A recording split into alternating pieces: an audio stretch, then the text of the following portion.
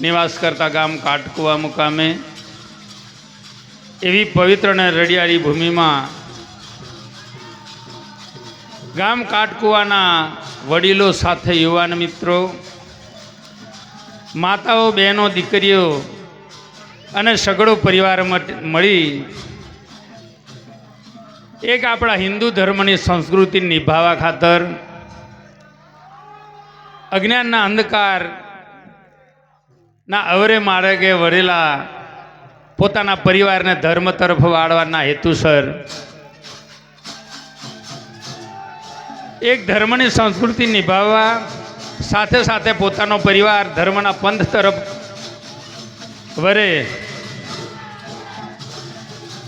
એ હેતુસર લાખો રૂપિયાનો ખર્ચ કરી અને મંદિર